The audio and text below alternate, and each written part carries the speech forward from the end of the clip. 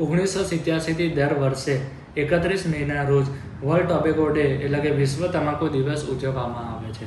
આ દિવસે તમાકુથી થતા રોગોની જાગૃતિ લાવવામાં આવે છે. તમાકુના સેવનના કારણે હૃદયરોગ, મુખ સ્વાસ્થ્યને લગતા રોગો, પ્રજનન તંત્રને લગતા રોગો, હાઈ કોલેસ્ટ્રોલ, ઓસ્ટિયોપોરોસિસ જેવા અનેક પ્રકારના રોગો થાય છે. એક સિગરેટમાં આશરે 600 જેટલા કેમિકલો હોય છે, પરંતુ એ સિગરેટને આપણે સળગાવીએ ત્યારે તેમાંથી 7000 કરતાં પણ વધારે કેમિકલો ઉત્પન્ન થાય છે, જેના કારણે તમારા મુખના સ્વાસ્થ્ય ઉપર ઘણી મોટી અસર થાય છે. તમાકુના સેવનના કારણે તમારા દાંતનું હલવા લાગવું, પેઢા અને હાડકાના સ્તર નીચા આવવા, મોઢામાંથી દુર્ગંધ આવવી જેવા અનેક પ્રકારના રોગો થાય છે.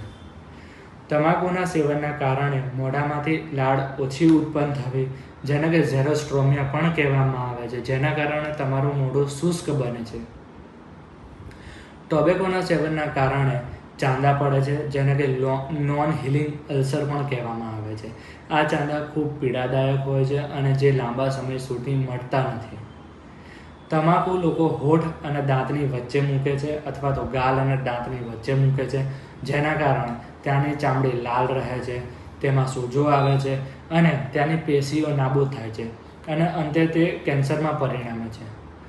તમાકુના સેવનના કારણે સામાજિક, આર્થિક અને આરોગ્યનું બહુ મોટું નુકસાન થાય છે, જેના કારણે તમે તમાકુ છોડો અને છોડવા માટે તમારા ડેન્ટિસ્ટની સલાહ લો.